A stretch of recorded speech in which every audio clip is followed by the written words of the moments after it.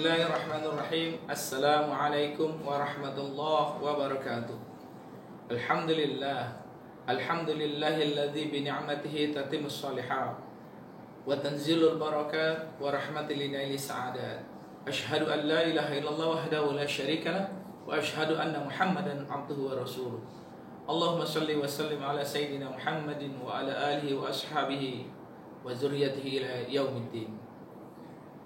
Qala Allah Ta'ala fil Qur'anil Karim wa huwa asdaqul qailin. A'udzu billahi minasyaitonir rajim. Bismillahirrahmanirrahim.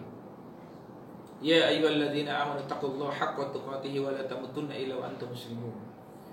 Ya ayyuhalladzina amanu taqullaha wa qulu qawlan sadida yuslih lakum a'malakum wa yaghfir lakum dzunubakum wa may yuti'illaha wa rasulahu faqad faza fawzan 'azima. Wa qala rabbi shrah li sadri wa yassir li amri wahlul 'uqdatam min lisani yafqahu qawli, amma ba'd. Wa qala Nabi sallallahu alaihi wasallam, man shoma ramadhana imanan wa ihtisaban ghufira lahu ma taqaddama min dhanbi. Atau qala kama qala Nabi sallallahu alaihi wasallam. Hadirin yang dirahmati Allah Subhanahu wa taala, yang kami hormati Bapak Suparjo selaku Kepala Sekolah SMP Islam Dian Didaktika, Bapak Ibu guru yang dirahmati Allah Subhanahu wa taala. Yang tak kalah pentingnya adalah anak-anakku semua yang berbahagia, yang mudah-mudahan Allah Subhanahu wa taala selalu melindungi kita dari berbagai macam hal-hal yang kita tidak inginkan.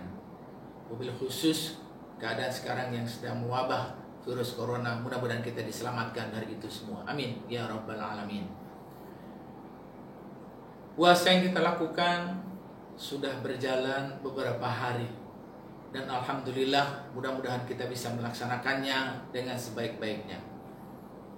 Allah Subhanahu wa taala mewajibkan kita berpuasa sebagaimana ayat yang telah sering kita dengar. Allah berfirman dalam Al-Qur'an surat Al-Baqarah ayat 183 yang berbunyi, a'udzubillahi minasyaitonir rajim. Ya ayyuhalladzina amanu kutiba alaikumusiyam kama kutiba alal ladzina min qablikum la'allakum tattaqun. Ayat ini sebetulnya ada 3 poin penting yang perlu kita pahami. Yang pertama adalah Allah memanggil kita dengan sebutan ya ayyuhalladzina amanu. Dalam Al-Quran, Allah memanggil manusia itu dengan 3 macam panggilan. Yang pertama khusus buat kita, seperti ayat ini, ya ayyuhalladzina amanu, hai orang-orang yang beriman. Berarti orang yang tidak beriman gak perlu menengok, gak perlu menyahut panggilan Allah, gak perlu dia harus mendengarkan panggilan Allah, karena yang dipanggil adalah amanu, mereka yang beriman pada Allah. Ini poin pertama. Bahkan ulama menyebutkan dalam tafsirnya, ketika ada panggilan ya ayyuhalladzina amanu, hai orang-orang yang beriman, ketika dipanggil oleh Allah, ingat, ayat ini ada lanjutannya. Lanjutannya kata ulama, apakah perintah ataukah larangan? Jadi dalam ayat ya ayyuhalladzina amanu ada perintah atau ada larangan. Nah, kalau di ayat ini ternyata Allah mengatakan kutiba alaikumusiyam, diwajibkan kamu untuk berpuasa. Artinya ada perintah Allah untuk melaksanakan ibadah puasa. Karena nanti di ayat lain Allah memanggil larangan. Seperti ya ayyuhalladzina amanu la yaskhar qaumun min qaumin, hai orang-orang yang beriman. Ingat kata ulama tadi apa? Perhatikan ayat selanjutnya ada perintah apa ada larangan? Ternyata ada larangan. La yaskhar qaumun min qaumin, janganlah kamu mengolok-olok, janganlah kamu mengejek-ejek, berarti larangan. Jadi kalau ada ayat ya ayyuhalladzina amanu, kita diperintahkan untuk mendengar, kita diperintahkan untuk memperhatikan, karena setelah ayat itu ada perintah atau ada larangan. Ternyata di ayat ini surat Al-Baqarah ayat 183 adalah perintah Allah, kutiba alaikumusiyam kama kutiba alal ladzina min qablikum, diwajibkan kita berpuasa hai orang-orang yang beriman, kama kutiba alal ladzina min qablikum, sebagaimana orang-orang sebelum kita melaksanakan ibadah puasa. Poin pertama adalah orang-orang yang beriman diperintahkan Allah untuk melaksanakan ibadah puasa. Jadi ketika ada ayat Al-Quran ya ayyuhalladzina amanu, kita diperintahkan untuk mendengar, menyimak, memperhatikan, dan juga mendengarkan ayat selanjutnya apakah perintah ataukah larangan. Jadi poin pertama adalah kita diperintahkan oleh Allah sebagai orang yang beriman. Untuk apa? Kutiba alaikumusiyam, melaksanakan ibadah puasa di bulan Ramadan sebagaimana orang-orang sebelum kita melaksanakan ibadah puasa. Ternyata unsur yang kedua jelas di sini ayatnya menerangkan kepada kita, yaitu diperintahkannya kita untuk melaksanakan ibadah puasa di bulan suci Ramadan. Ini unsur yang kedua. Setelah unsur yang pertama adalah orang-orang beriman, kemudian unsur keduanya dalam ayat ini adalah diperintahkannya kita berpuasa di bulan suci Ramadan sebagaimana orang-orang sebelum kita. La'allakum tattaqun. Tujuannya adalah agar kita menjadi orang yang bertakwa. Jadi dalam satu ayat ini Allah memerintahkan kepada kita dengan 3 unsur tadi. Adalah orang-orang beriman, diwajibkan kita berpuasa di bulan Ramadan agar menjadi tujuannya menjadi orang yang bertakwa. Hadirin yang dirahmati Allah Subhanahu wa taala, anak-anakku yang berbahagia. Jelaslah bahwa puasa yang kita lakukan diperintahkan oleh Allah adalah untuk orang-orang yang beriman, dan tujuannya adalah untuk menjadi orang-orang yang bertakwa. Kewajiban itu adalah ibadah puasa dilakukan oleh kita sebagaimana kita melakukan ibadah puasa yang dilakukan oleh orang-orang sebelum kita, yaitu umat-umat terdahulu. Hadirin yang berbahagia, anak-anakku yang dirahmati Allah Subhanahu wa taala, betapa besar ibadah puasa, hikmahnya dan juga kisahnya yang diberikan pelajarannya untuk kita semua. Oleh karena itu, sebelum kita membahas tentang sejarah ataupun kisah berpuasa, ada baiknya kita juga mengenal puasa dengan hikmah yang terkandung di dalamnya. Di dalam hadis Rasulullah SAW yang diriwayatkan oleh Imam Bukhari dan Muslim, Nabi SAW bersabda, "Man shoma Ramadhana imanan wa ihtisaban ghufira lahu ma taqaddama min dzambih." Barang siapa yang berpuasa di bulan suci Ramadan dengan penuh keimanan dan mengharap ridha Allah Subhanahu wa taala, maka hikmahnya yang terbesar adalah Allah akan mengampuni dosa-dosa kita yang telah lalu ataupun yang akan datang. Di dalam riwayat lain mengatakan demikian. Artinya betapa besar hikmah puasa Ramadan yang kita lakukan ini agar kita menjadi orang-orang yang bisa membersihkan jiwa kita dari dosa-dosa yang pernah kita lakukan selama 11 bulan. Hadirin yang dirahmati Allah Subhanahu wa taala. Kemudian kita ingin sedikit mengenal arti puasa. Puasa itu dalam bahasa fikih disebut al-imsak, artinya menahan. Jadi segala sesuatu yang ditahan disebut puasa.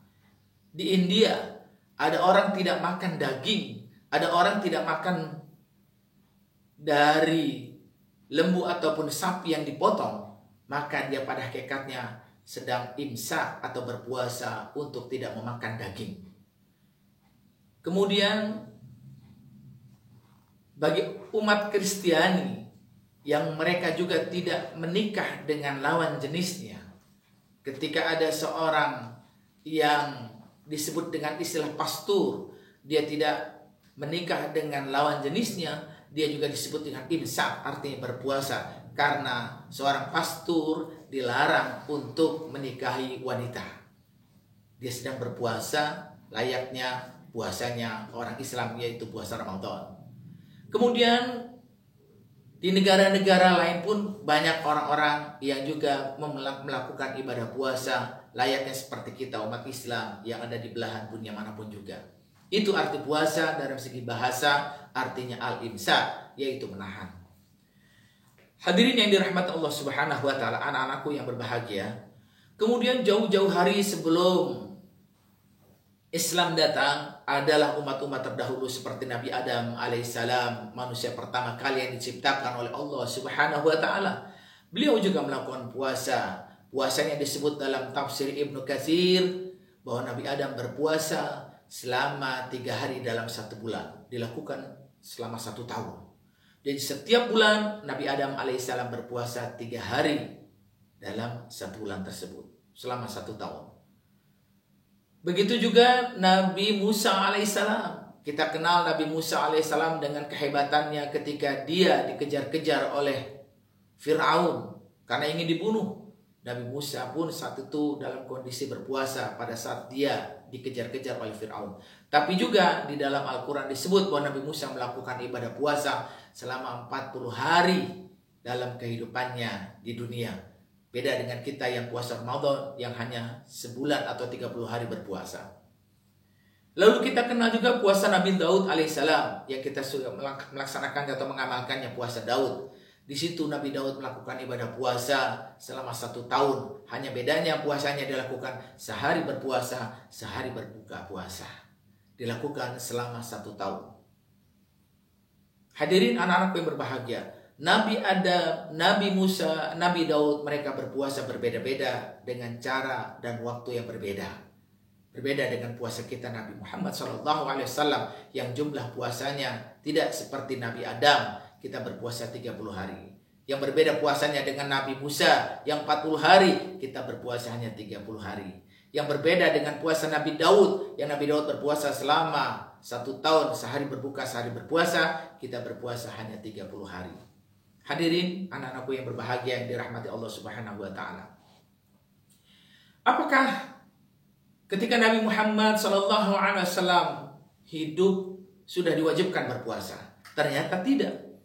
Puasa Ramadan baru diwajibkan ketika tahun kedua Hijriyah. Lalu ketika Nabi Muhammad hidup saat itu, Nabi Muhammad juga melaksanakan ibadah puasa. Tetapi puasanya bukan Ramadan, melainkan yang sering dilakukan oleh Nabi Muhammad puasanya, yaitu disebut dengan puasa Asyura. Dan Nabi Muhammad juga sering melakukan puasa yang disebut puasa Zulhijjah.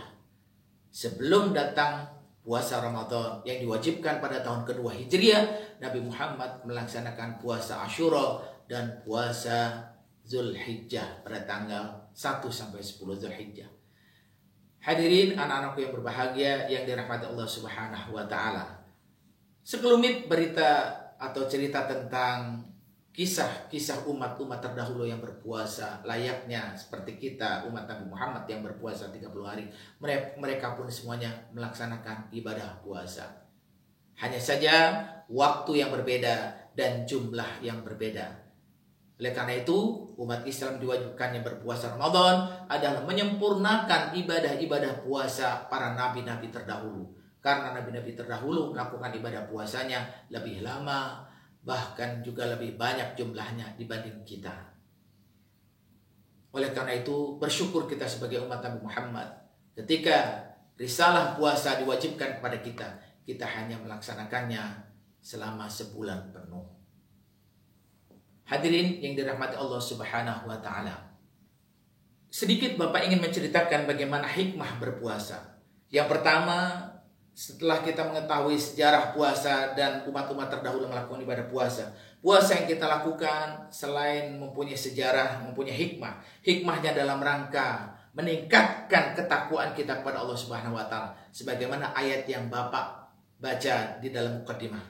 Ketika tujuan puasa adalah la'allakum tattaqun, diwajibkannya berpuasa, ternyata puasa kita membentuk agar kita menjadi orang yang bertakwa. Kemudian yang kedua, puasa yang kita lakukan dalam rangka melatih diri kita agar bisa mengontrol hawa nafsu. Ingat, nafsu manusia itu lebih berat, lebih besar dibanding dengan ciptaan Allah Subhanahu wa taala. Inna aradna al-amanata 'ala as-samawati wal ardi wal jibal fa abayna an yahmilnaha wa ashfaqna minha wa hamalha al-insan innahu kana zaluman jahula. Betapa Allah Subhanahu wa taala menjelaskan kepada kita bahwa sesungguhnya nafsu yang ada pada diri manusia itu sangatlah besar. Ketika Allah memerintahkan kepada langit dan bumi untuk menerima amanat, mereka fa'abaina ayyahmilnaha, tidak mau mengambil dan menerimanya.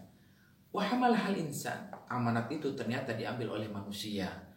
Amanat itu padahal sering dilupakan, bahkan dikhianati karena nafsu yang besar. Karena itu puasa Ramadan salah satunya dalam rangka mengendalikan hawa nafsu atau latihan mengontrol hawa nafsu manusia. Anak-anak yang berbahagia, betapa besar hikmah yang terkandung dalam puasa Ramadan untuk meningkatkan ketakwaan kita kepada Allah Subhanahu wa taala. Kemudian untuk bisa menjaga nafsu kita dengan sebaik-baiknya. karena nafsu manusia itu selalu digoda oleh bujuk rayu syaitan. Fa'alhamaha fujuraha wa taqwaha. Adapun Allah sering mengilhamkan kepada manusia berupa perbuatan dosa dan juga berupa perbuatan kebaikan atau ketakwaan.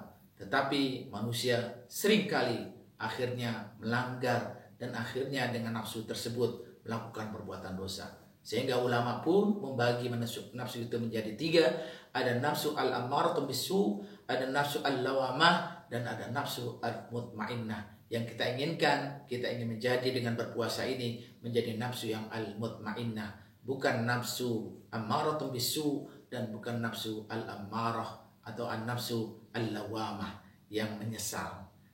Mudah-mudahan puasa Ramadan yang selalu kita lakukan setiap tahunnya akan membentuk hikmah yang besar, yaitu la'allakum tattaqun, menjadi orang yang bertakwa kepada Allah Subhanahu wa taala dan juga bisa mengendalikan dan mengontrol jiwa kita, nafsu kita untuk menjadi orang-orang yang tidak memperturutkan hawa nafsunya. Karena nafsu itu sangatlah besar ketika diikuti oleh manusia itu sendiri. Bahkan Imam Ghazali pun juga pernah menceritakan bahwa yang paling besar bukan ciptaan Allah, tetapi yang paling besar adalah bagaimana manusia bisa mengendalikan hawa nafsu yang ada pada dirinya. Mudah-mudahan ini semua menjadi pelajaran tentang sejarah puasa dan hikmah yang terkandung dalam puasa yang selalu kita lakukan. Dan Bapak akhiri, semoga pertemuan ini dapat bermanfaat dengan mengucapkan sama-sama doa kafaratul majlis. Alhamdulillah, subhanakallahumma wa bihamdika asyhadu an la ilaha illa anta astaghfiruka wa atubu ilaik. Billahi taufiq wal hidayah wa birridha wal inayah. Assalamualaikum warahmatullahi wabarakatuh.